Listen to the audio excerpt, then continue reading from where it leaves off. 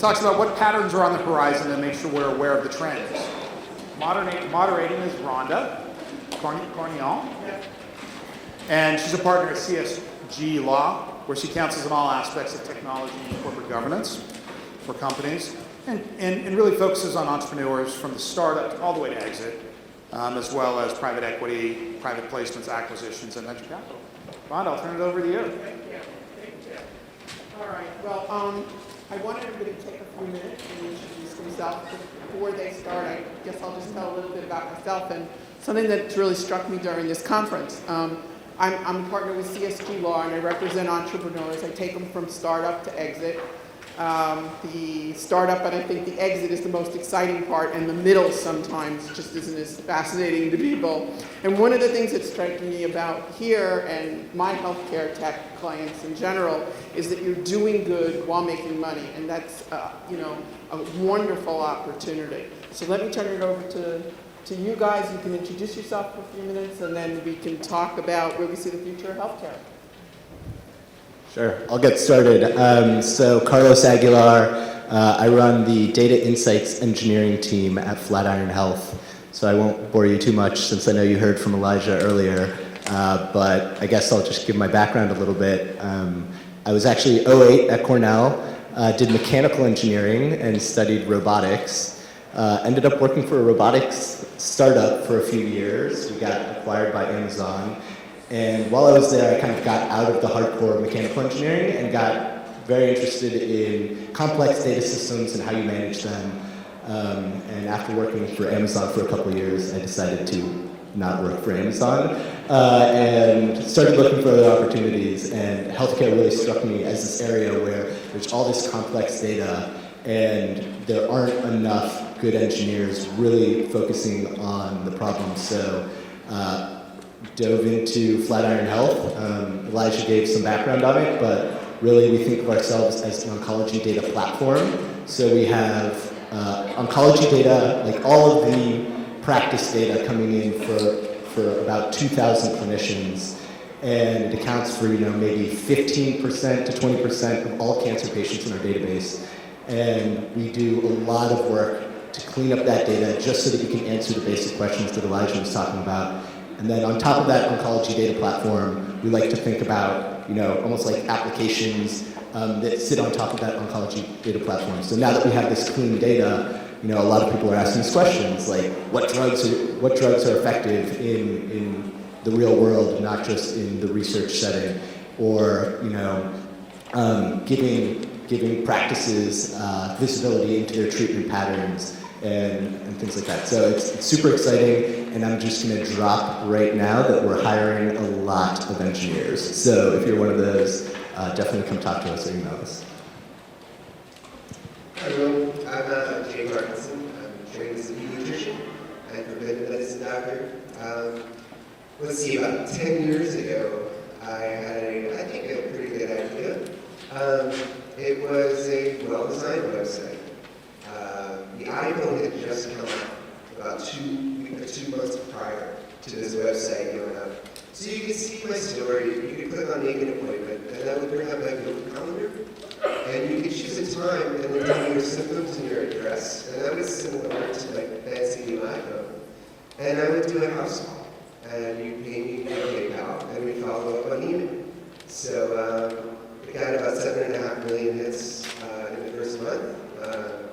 I'd probably be a couple hundred millionaire if I could see all of them, but I couldn't. But anyway, that led to me founding a company called Hello Health. We raised about $50 million to, I think, build the most forward-thinking electronic medical record. This is back in 2008. Very beautiful, very elegant. It's still around, but I started a new company about 4 years ago called Sherpaa, and that's what I do full-time now. What we do is we hire doctors, and then we contract with companies. And we market to their employees, whenever you think you need health care, reach out to our doctors first via our app. You tell us your story, we ask you probably 25 or 30 questions, we get a good history, and then we may or may not order tests. So we might send you to the lab, we might send you to get a chest x-ray or something like that. We get those results back, and then we diagnose, we prescribe, and then we manage over time. It's all asynchronous messaging like email within our app. So it's convenient for both you guys as patients and our doctors to sort of manage care in this very online way. So I think it's a new genre of healthcare delivery, and we're basically trying to make healthcare as appropriate as possible. We have about 150 companies that we cover, and we're just about 4 weeks ago launched in all 50 states.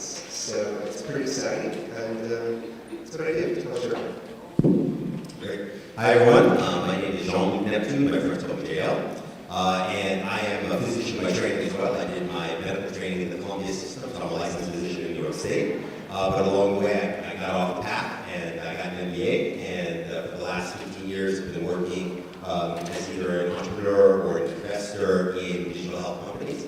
I'm currently a partner and the head of the accelerator program at Blueprint Health, which is a digital health accelerator here in New York. If you can imagine, what we do is we are VCs at a micro scale, and we make investments in early stage digital health companies. We've invested in 77 companies to date. 11 of our companies are doing more than $1 million in revenue right now, so we're seeing some good traction and some good progress there. And of our companies that are still in operation, about 60 of them, they have an aggregate value of about $500 million, and they've all together raised about $100 million. So, having fun, changing healthcare, and for those of you who are interested in jobs, many of the companies that we invested in are hiring right now. So, take a look at our portfolio on our website. Well, I think we heard about earlier this morning about getting funding and the importance of having a great idea. So one of the things about having a great idea is the importance of looking at what are the needs in the future. So what do you all think will be the biggest change in healthcare, like in the next 5 years, the next 10 years? What do you think people should be working on now? So I guess I can get it started. But I mean, at Flatiron, we're definitely interested in a lot of different areas like data, advancing healthcare, and just really improving the physician workflow. And I think the thing that really drew me to Flatiron was just having really excellent designers and engineers and product managers thinking about the problems with physician workflow and things like that. And if you just walk into a hospital or any healthcare provider, I think it is immediately obvious that, you know, they're not really playing in the same software world that we are very, very privileged to see every day. You know, you go onto Gmail and things work very well. You go onto Calendar, things work very well. But we sort of take it for granted that this took a long time and a lot of engineers and a lot of designers and product managers to get to that point. I think over the next decade, we're gonna get out of, I mean, healthcare just has a lot of inertia, so there's a lot of regulation, there's a lot of very stubborn, or if they're out in the crowd, you're not necessarily stubborn, but IT people who have, you know, servers that are deployed on site, and they have their technology stacks, but I think a lot of that is people are gonna realize that the security is really, it's more secure in the web, in the cloud, and there's really going to be a dramatic shift in how things are developed and how modern these software tools are.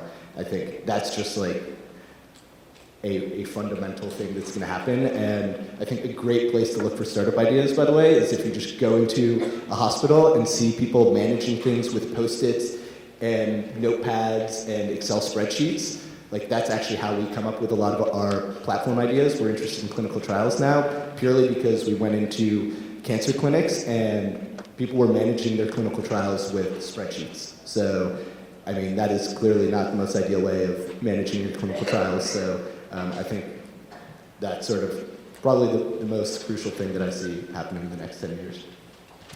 So, I recently read this, pains me to say this, but a Bill Gates quote. Where he said that people overestimate what's going to happen in the next 2 years and underestimate the next 10 years. I think for healthcare, that's about replacing these years with probably underestimates 20 years and overestimate the next 5 years. It's a glacial industry, and I think it's really important to sort of understand that. It's exciting and it's high impact when it's done right, but it is important to know that it's a slow-moving target. I think the future, though, is sort of, standalone services in many ways that play nicely together, that are built from the ground up. When you think about what healthcare is in a lot of ways, it is an in-person experience a lot of the times. So that's a service. It's really service design that's going to sort of make those better. Healthcare is notoriously, it's just terrible at designing services. We've all been in the ER and just, every single time I'm there, I'm like, I can think of a million ways this could be better. So for those folks like CityMD here in New York, for example, that have built services from the ground up with today's technology, with today's consumer expectations of what a great service looks like, I think those are going to start springing up more and more. And I think those services that play nicely together can form a lovely network. Especially interoperability, that can be relatively disruptive to the embedded status quo brick and mortar things that were built 100 years ago. Great. So I think that the biggest changes that we'll see in the next 5 or 10 years are how healthcare is delivered and how we experience healthcare. And I think a lot of that is driven by stuff that's happened in the last few years, right? So the Affordable Care Act was signed into law in 2010. That's six years ago. So going to Jane's point about glacial change, we talked about how much the Affordable Care Act would change the world, and 6 years later, and for most of us, the way we experience healthcare has not changed that much.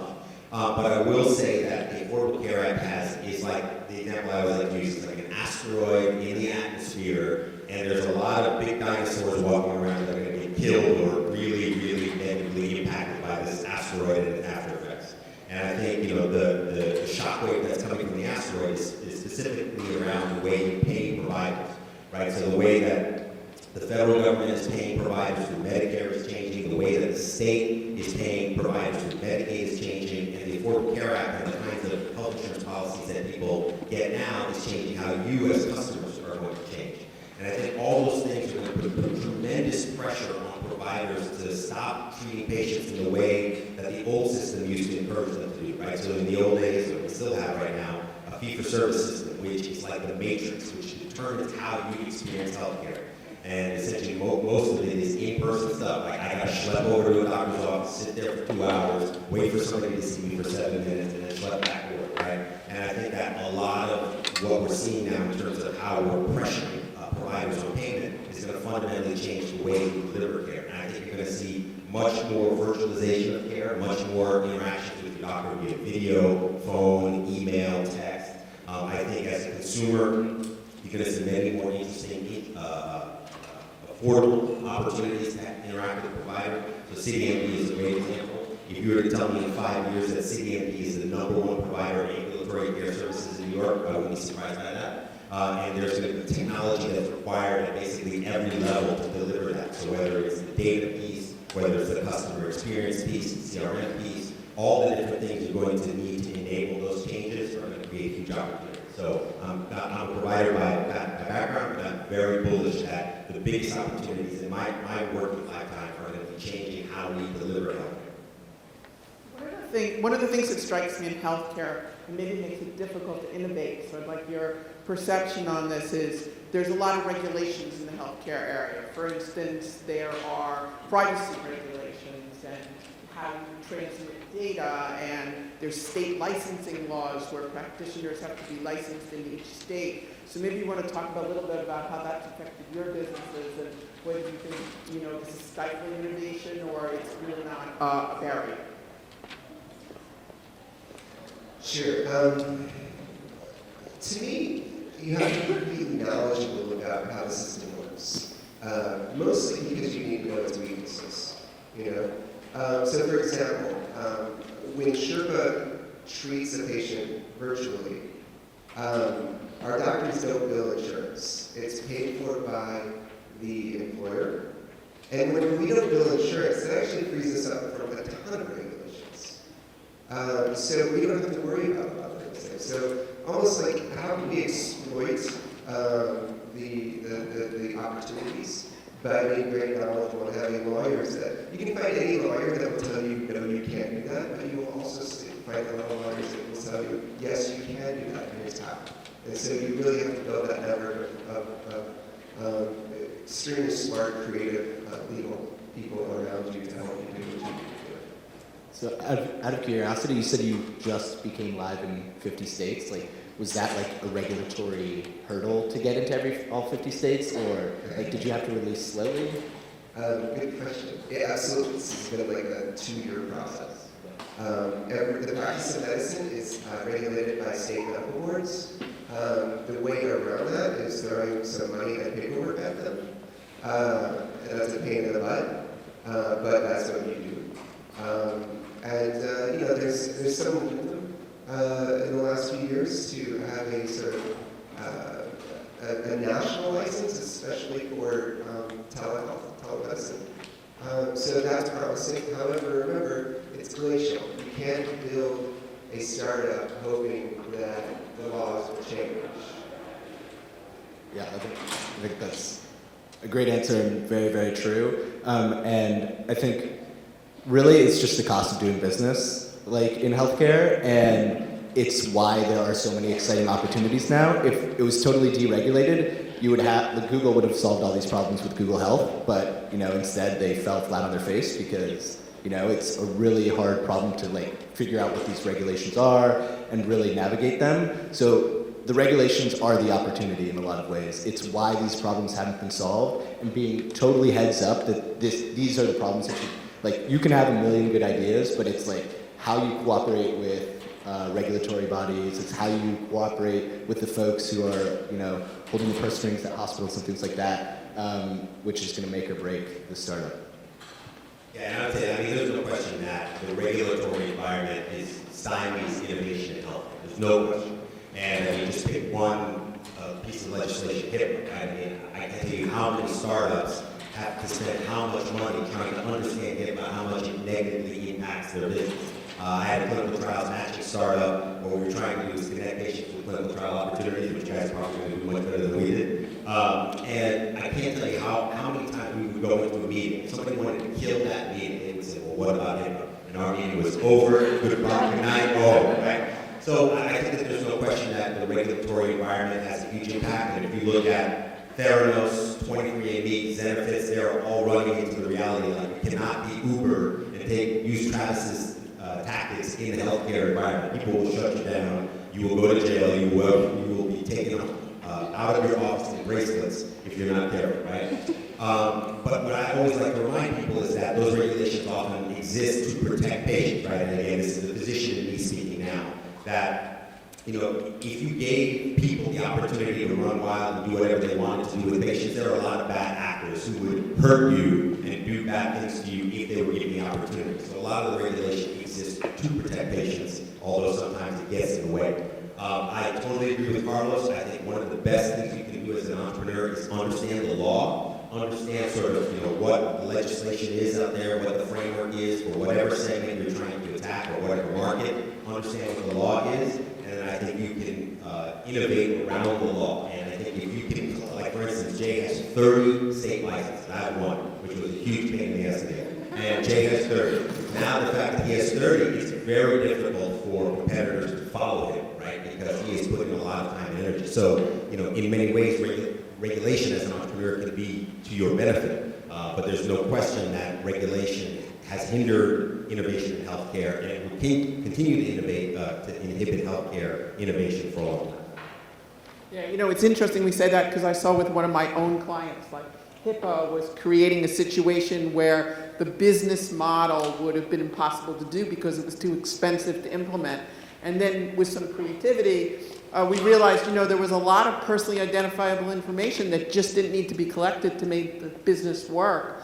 And in this particular, it was a device that was being used in operating rooms. And instead, what happened was it just went to the operating room and there was no patient information and the HIPAA issues went away. So you can be creative and still innovative, but you really do have to think about the regulatory environment. Jay, you're involved in launching these startups in healthcare space. So what types of startups do you think will have the most success? Meaning, what do you look at in determining whether to put something in your launch pad? Sure. I mean, we at Blueprint, we invest in everything. So we invest in startups that work with providers and payers and pharma and basically the full healthcare, $3 trillion healthcare industry. But again, I'm a provider. I think all the action is on the provider side. 2/3 of our companies are provider-oriented companies. So I think the action is going to be in new models for delivering care. Those are actually hard to execute on because you often need to be in the brotherhood, you need to be in the guild, you need to have what Jay and I have, which is a license, or access to somebody who has a license. So on the delivery side, it's actually hard for non-physicians or non-connected, people who are not connected to physicians to innovate. But I do think that there is a huge space for people to help providers innovate, so enable the innovation. So we see a lot of stuff that's focused on helping providers communicate electronically, right? Using different types of technologies to help providers do their jobs better. And I think that's where all the action is. And it's going to be around analytics, it's going to be around big data, it's going to be artificial intelligence. And the Affordable Care Act is asking health systems and hospitals to do things that they have never had to do before, that they are not good at, that the people who work there cannot do. And for many hospitals and health systems, they realize they are in an existential crisis, that if they don't adapt, they are going to die and go out of business. And there's a very well-known guy named Farzad Mostashari, who is the CEO of Validate, who came on a stage at a conference I was at and said that within 10 years, 20% of hospitals are going to be out of business. And I think a lot of those hospitals are realizing the threat that they face and are starting to actively move and say, what technologies do we need to have to survive and thrive in this new world? So I think those are where the opportunities are. Carlos, what do you think about data, and is that going to reduce the cost to hospitals, or is it going to improve the standard of care, or make things cheaper to service patients? Sure. So, data, I mean, this is the big bet that we're making right now, is that spending a lot of resources, engineering resources up front to create a very sound data platform is going to pay dividends in the future. And these are around very specific use cases. So this is not just to clean the data because we feel good about it. It's because it really impacts patients, and it really is the only way, especially in oncology, where the data is so siloed. And it turns out cancer isn't one disease, or probably not even 100 diseases. I mean, I'm the only non-clinician here, but I'm going to go ahead and say it's thousands of diseases because you have biomarkers. We're realizing that it's not just lung cancer. Obviously, we've known about histology, so non-small cell lung cancer for a long time, but there's all these biomarkers, and we can even do genetic testing on these diseases as well. And that's something that 10 years ago, nobody would have said was possible by now. But now we're actually, this is a standard test that's being done, is actually sequencing these diseases and figuring out the precise sort of indication of this disease. And that's a huge amount of data. And we also have a huge amount of agents that you can use, a lot of chemotherapy, a lot of different treatments. And in the real world, we don't really know what's effective. So the data is doing two things, one of which is it's allowing us to know how to respond to certain data about a specific disease and target specific patients and get way, way more precise about how we're targeting patients, and letting us know how effective those treatments are in the real world. And as we stratify those patients, now we're also able to, and doing that in the real world, we're also able to see what the risk profile is for patients and really understand, this goes back to the value-based care that we were talking about. It's very hard to do value-based care if you just say, this is a cancer patient, how much should we be paying for this cancer patient? You have to understand a lot more, things like stage of disease, things like histology and biomarkers. And then we can start to say, I'm not going to pay for every single service. This patient should cost about X amount of money, and if you want to do 10 more scans, I'm not going to pay you for all of those scans. I'm going to pay you for this episode of care. I'm going to pay you for this patient, and I have a good idea. And you need tons of data to figure out sort of what those different elements are that induce cost in the healthcare system. I think it's really important to remember that the data, although exciting, is I think there's a different rate of innovation happening in the ability to diagnose versus the ability to do anything about it. I think we're pretty good, and we're getting much, much better at diagnosing, at being very accurate. You guys are, I'm sure, doing a wonderful job there. However, the FDA approves, 15 to 20 new molecular entities, new drugs, genuinely new drugs a year. So we have drugs and we have scalpels. That's essentially what doctors have as tools. And in so many ways, the drugs and scalpels are far less innovative than the ability to diagnose. So big data is important. However, there's a fundamental mismatch in what doctors can actually do once we do have a diagnosis. Yeah, totally agreed. And it actually strikes me like Dr. Langer speaking earlier, him coming up with discoveries in 1993 or whenever that were able to be used in 2003 or really into the 2010s. And I think this part of it really is a data problem in that, we're getting more precise with our in 5 years ago, 10 years ago, an oncology clinical trial might have been, a stage 1 breast trial. But now we're getting really, really targeted with these trials. And how do you find these patient cohorts? How do we know whether the drugs are successful or not without, especially in the real world, for adding indications? And this, I don't know, we think of it sort of as at least partially a data problem that, there's, tens of thousands or if not millions of people getting these drugs, and we have no feedback to the FDA on whether they were effective or not. So we really think that you can really accelerate the pace of drug approvals if we can tap into that, and agree that the diagnosing part is huge as well. Jay, what do you think about this ability that you've created to interact with patients online and how that's going to affect the future of healthcare? Sure. In the last 4 years, one stat that we've been tracking is how many health issues that people reach out to us for can be diagnosed and managed with messaging. Keep in mind, messaging is the patient creates a case, it's a paragraph or two written on their own time and terms. Our doctors take a good history then. And then, manage over time. And what that looks like is a case can last 10 minutes for pink eye, but it can last 10 months for a Crohn's disease flare-up. The communication that our doctors and patients have is similar to how we communicate with our family and friends. It's quick updates sometimes, but sometimes, deep dives. That means 70% of everything essentially that happens in healthcare doesn't need to happen in brick and mortar. And that is a fundamental change. The other thing is, whenever you sample someone, an hour after hanging out with their doctor in the exam room, they've forgotten 85% of what their doctor says. That is a 15% efficiency of a physician to actually do their job, because healthcare is just communication and problem solving. It's all it is. So if you can fundamentally change a doctor from being 15% efficient to, say, 90% efficient, because anytime the patient misunderstands, they can just go back into their written word and understand it. That helps significantly. And then also understanding that there needs to be this smart layer that's online and virtual before you get into brick and mortar to make sure the issue can't be solved virtually. And if it can't be solved virtually, you need to go to the right person, the perfect person, who can manage your condition over time. So I think it's a fundamental change. You have this smart layer of virtual healthcare and backed up by brick and mortar.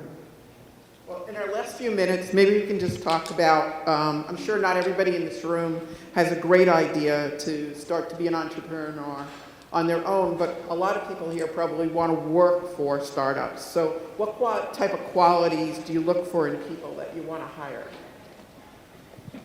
I can start. So our companies hire people, and most of our companies are, 2 to 4 employees, very early stage. Usually have products, early product market fit, and I think, at least at that stage of startups, I was talking to somebody about this yesterday. There are probably at least 5 or 6 different distinct stages of a startup, right? Like the 1 person, the 2 to 4, the 4 to 10, the 10 to 20, the 20 to 50. But I'd say at our early stage, so much of it is about resilience and the refusal to give up and to be not only resilient, but to be persistent, and to be willing to do anything to succeed. And I think, whenever we interview entrepreneurs or people who want to work at startups, and they talk about hobbies that they have, and they talk about things that they like to do in their off time, it's like, you probably will not be successful as an entrepreneur because those things are more important to you than your startup. So I think it's total focus, total persistence, resilience, and then what we see a lot is creativity, right? People who can do a lot of different things, and we tend to be very impressed by the founder who can do the business part, but can also write code. The doctor who can do the business part and write code. So those are the kinds of things that we look for, and that makes sense in the very early stages. To use a medical term, we look for people who are pluripotent stem cells. Like in the early days, they can do a lot of different stuff, but then very quickly as you go along, you tend to get specialized. But the personal traits, the interpersonal traits, I think are very, very important, and I think you tend to see them across successful entrepreneurs. Anybody want to add anything? Yeah, real quick. I would say my first, I couldn't call it a hire, but my second employee at Sherpaa was my co-founder, Cheryl. I am more creative, big picture, more designy. She is more like, oh, that's awesome. Let me get that done for you. And we're total opposites. And that is so important because I've had a few companies. My last design firm was, my co-founder was very similar to me. And that's not what you need in the beginning. You need somebody who can make up for your deficiencies and vice versa. So the importance of having that person as a founder is equally important to hiring the right people down the road. I agree.